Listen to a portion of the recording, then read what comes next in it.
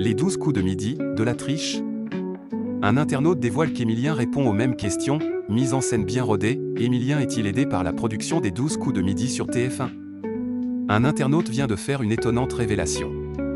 Lors du coup de maître du mercredi 14 mai 2025, le candidat aurait vu Jean-Luc Reichmann lui poser 2 questions, déjà posées par le passé. D'après la dernière grosse rumeur, Emilien ne serait toujours pas éliminé des 12 coups de midi et sa présence sur TF1 serait donc assurée jusqu'au début du mois de juillet, minimum.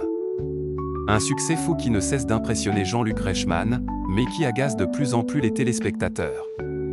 Et ce n'est pas la récente trouvaille d'un internaute qui devrait calmer cette frustration. Emilien répondrait aux mêmes questions dans les 12 coups de midi, alors qu'il est souvent reproché à la production de favoriser Emilien sur le plateau. On a récemment vu l'animateur du jeu accorder une bonne réponse à Emilien dans des circonstances un peu floues, et des fans ont aperçu un étonnant bug de chrono lors d'un duel. C'est l'étape du coup de maître de ce mercredi 14 mai 2025 qui fait aujourd'hui polémique. On a en effet pu le constater à l'écran.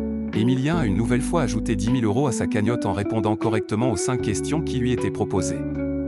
La preuve d'une culture impressionnante de sa part?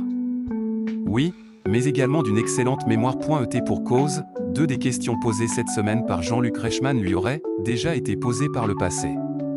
Et durant la même épreuve. Une possible coïncidence folle, qui n'a pas été confirmée à ce jour, qui, forcément, a rapidement soulevé quelques interrogations sur Twitter. Quel coup de maître grandiose, a ironisé l'internaute à l'origine de la découverte. Bon, je pense que personne ne parlera de ça, même question, même réponse, même candidat. Il y a vraiment si peu de questions dans leur base de données de questions faciles où c'était voulu?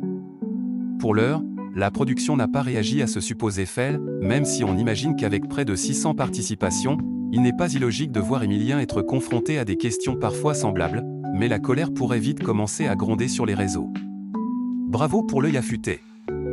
On appelle ça l'art du recyclage, a notamment soufflé une personne sur Twitter. Mais difficile de ne pas s'interroger, simple coïncidence ou mise en scène bien rodée? Allons, personne n'est dupe.